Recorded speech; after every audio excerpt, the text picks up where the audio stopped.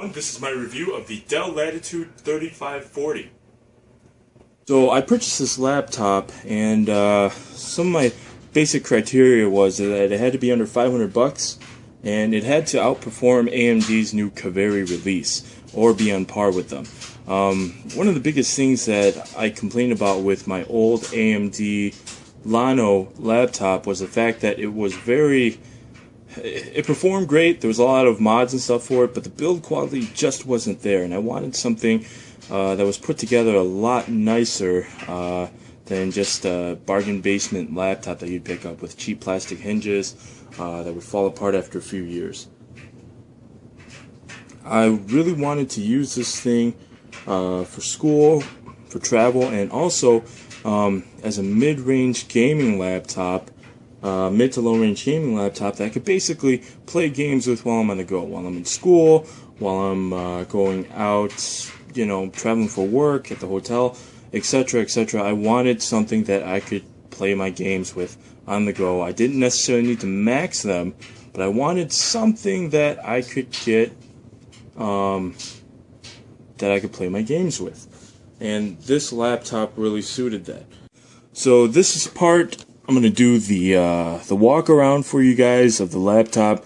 This is the front of the laptop. As you can see right here, there is a SD card reader or a multi-memory card reader. There's also 4 indicator lights.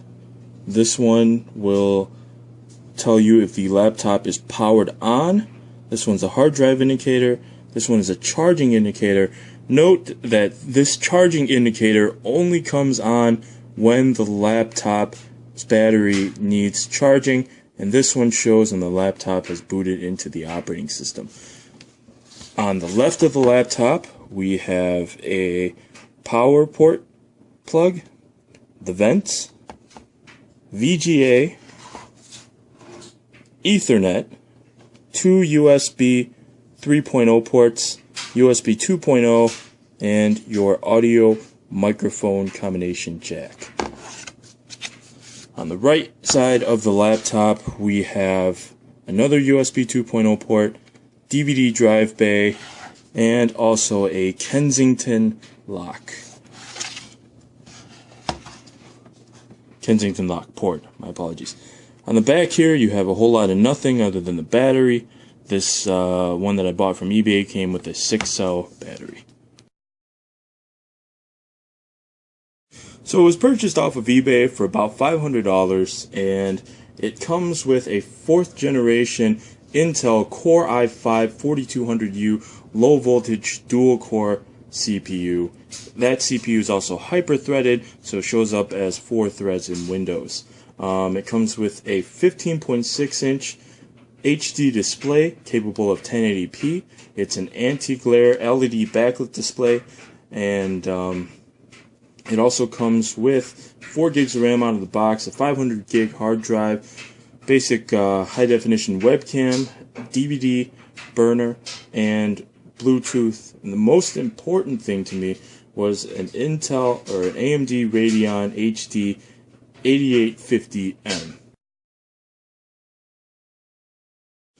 So my initial impressions of the laptop. First thing is that this thing is a lot heavier than it looks. For something that's only less than an inch and a half thick, it certainly weighs a whole lot. I'm hoping that's going to be a testament for its build quality. And the other thing as well is the laptop hinge is tight, so much so that you can't open it with just one hand. The full-size keyboard and touchpad are nice for a guy like me with big hands. The great thing is my hands don't get in the way when I'm typing on it and when I'm using it, so I don't accidentally move the cursor. The 1080p screen is extremely nice for something in this price range. The speakers, the same on any laptop. They're not going to be amazing. Let me demo the screen for you guys really quick. So I'm just going to go ahead and turn the laptop on, and I'm going to adjust the camera. And I'm going to But this is the screen right here. It looks pretty good. It looks pretty sharp. In Windows, this is my desktop. There we go. That's it changing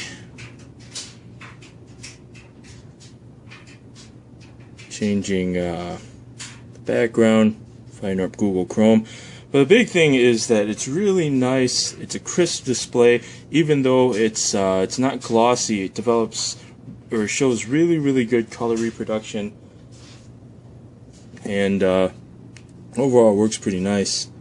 I'm going to test the keyboard out for you guys right now.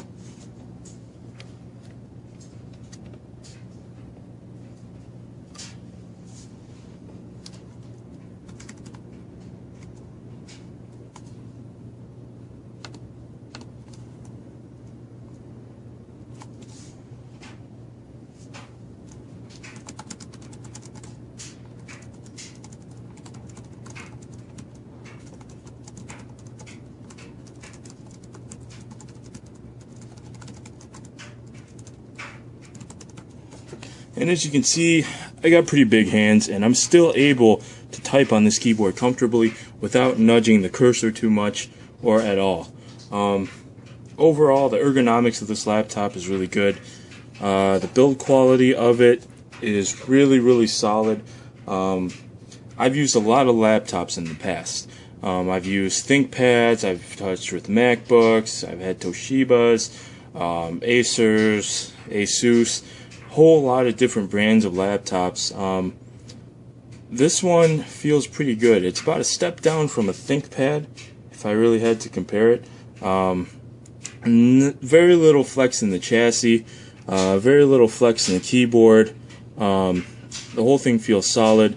There's aluminum parts of the laptop that make it feel even better. For example, the back of the screen up here.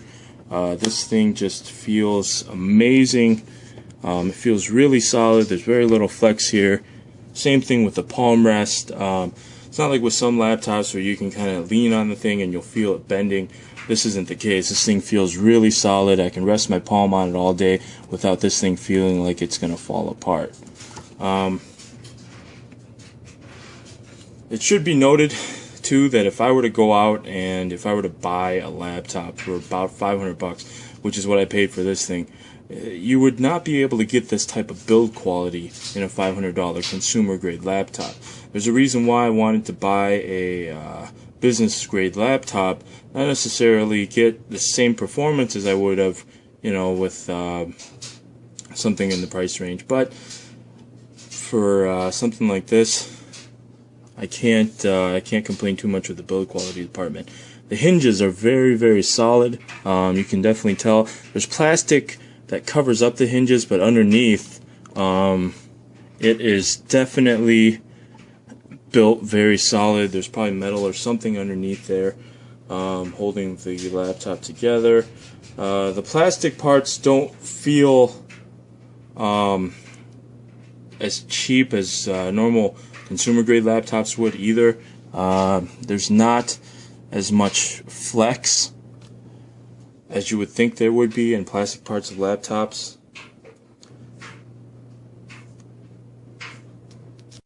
Now, out of the box, this laptop actually didn't come with a whole lot of bloatware when it shipped with me. In fact, it came with next to nothing. It had Dell Power Manager on there, and I think that's really just about it. Oh, and a Dell backup utility.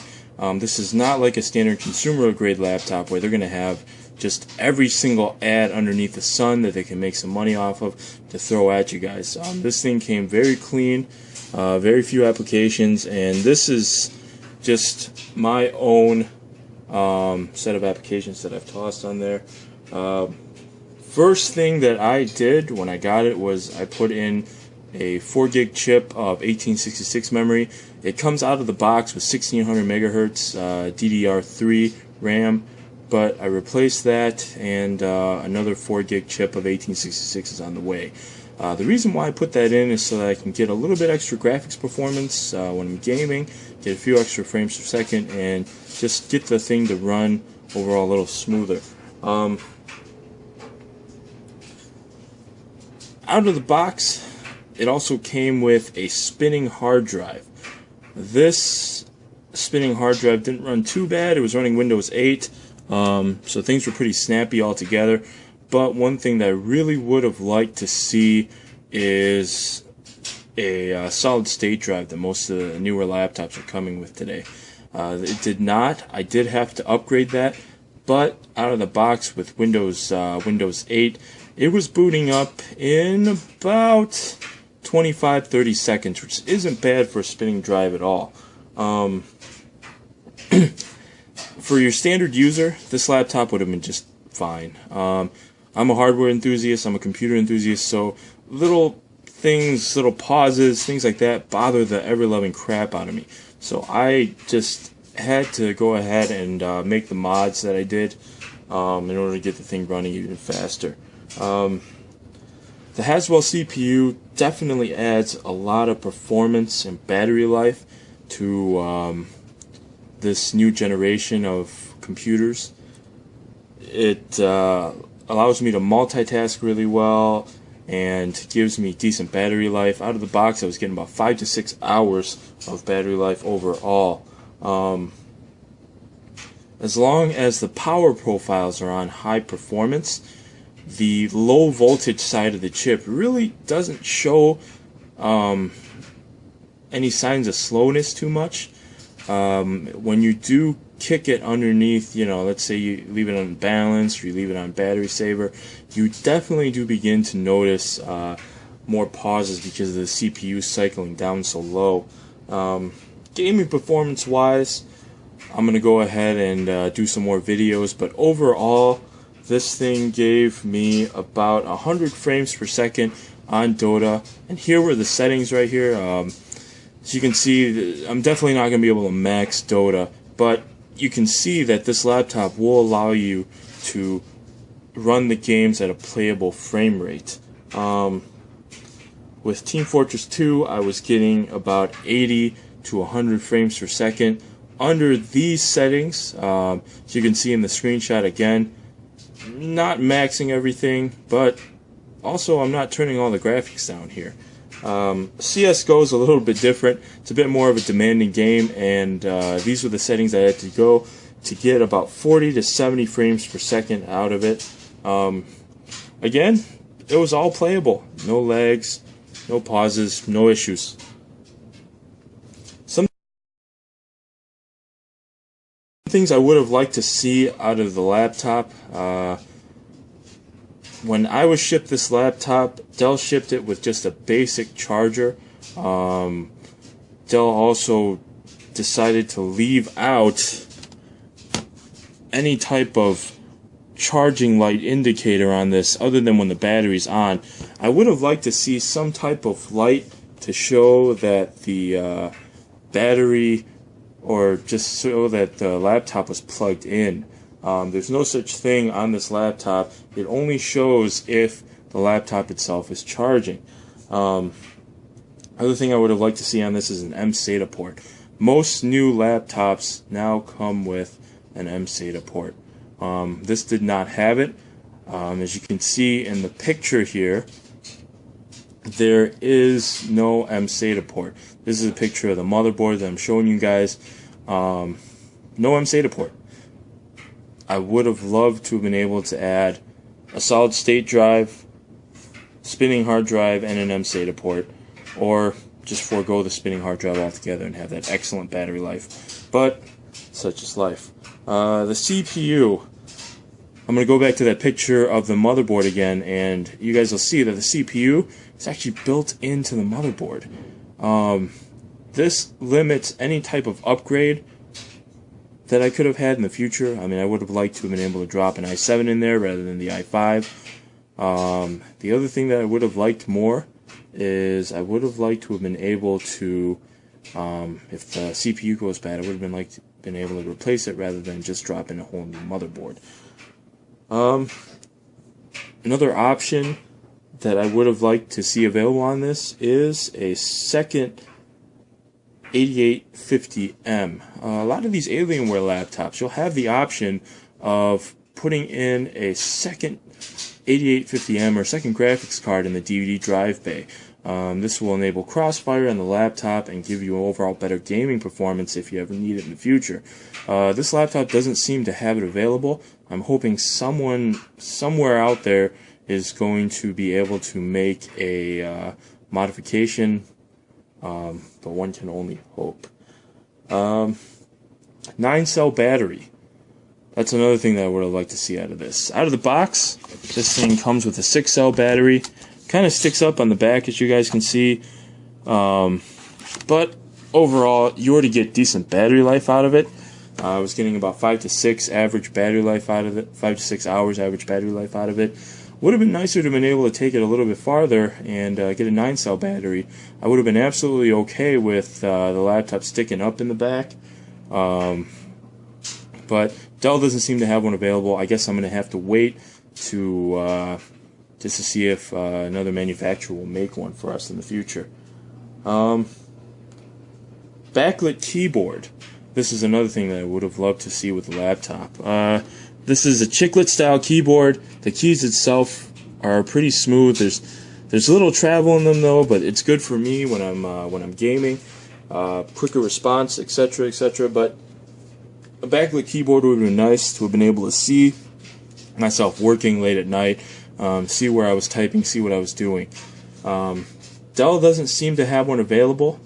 There have been cases in the past where folks have been able to take backlit keyboards off of other laptops and replace it, and I will have to see on the notebook review or notebook check forums if there are any options for that. Some way to overclock the CPU or GPU. One of the first things I did when I got this laptop was I installed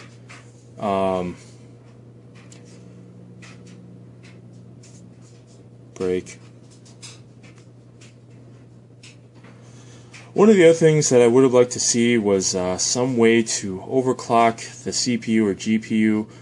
Some of the utilities like Riva Tuner that I installed, or the Intel Extreme Overclocking utility, didn't really give me an option to overclock either the 8850M or the Core i5 that's in this laptop. I would have loved to have been able to just increase the performance by a little bit.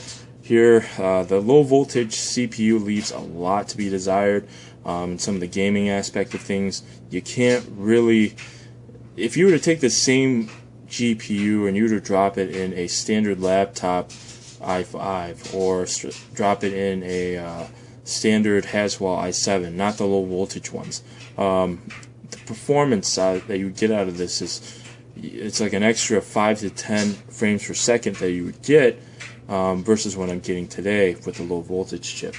Needless to say though, there are trade-offs with both ends, but low voltage chip doesn't necessarily kill the performance of it, and you don't really notice it except for when you're gaming, which is one of the main reasons why I bought this laptop. One of the things that I got used to, I went through 2 generations of ASUS laptops. I have an ASUS ZenBook UX something, I don't remember, and I also had a ASUS K53TA, the AMD Llano laptop that I referred to earlier in the review. Those both came with a USB always on port, which means even if the laptop was on or off, that USB was always charging. So if I'm laying in bed and my laptop's off, I can plug in a USB cord and I can charge my phone with it, and that's really the main thing that port's really used for.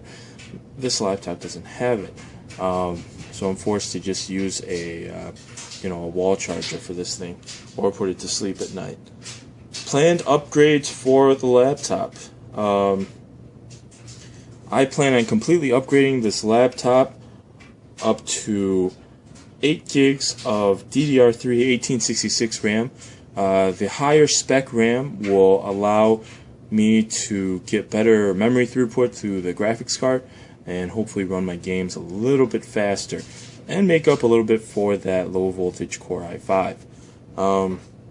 DVD drive bay hard drive adapter, I've actually already done that. This DVD drive doesn't work because I've already replaced it, and as you can see,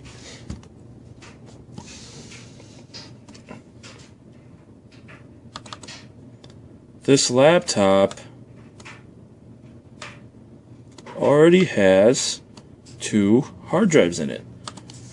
The one thing I will say is I went ahead and I did this.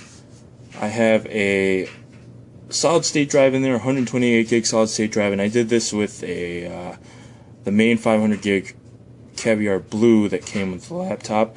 You do notice a huge drop in battery life once you go ahead and have the 2 drives installed in this laptop.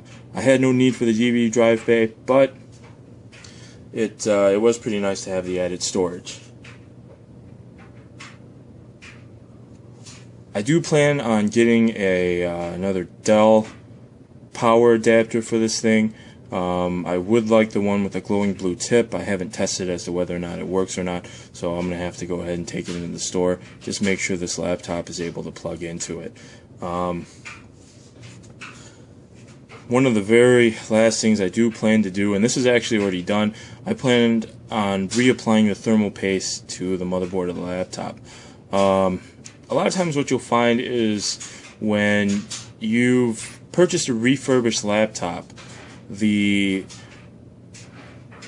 thermal paste that's thrown on there is very, very thick. They've thrown too much on there, and this laptop will overheat very easily. This was actually the case with this laptop when I first bought it.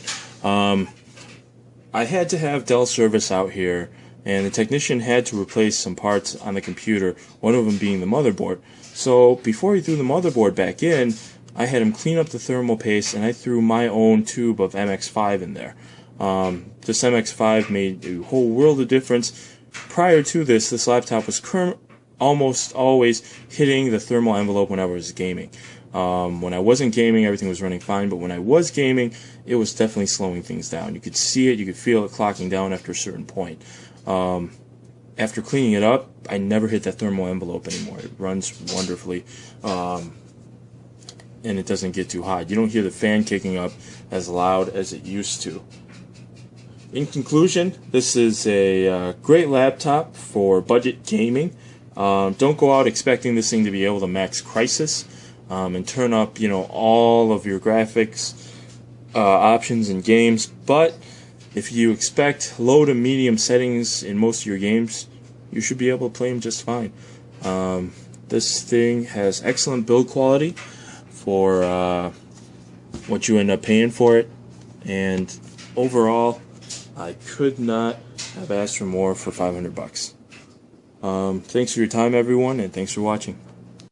And for no reason at all, after my laptop review, this is a video of my cat sleeping. Maku! He's ignoring me.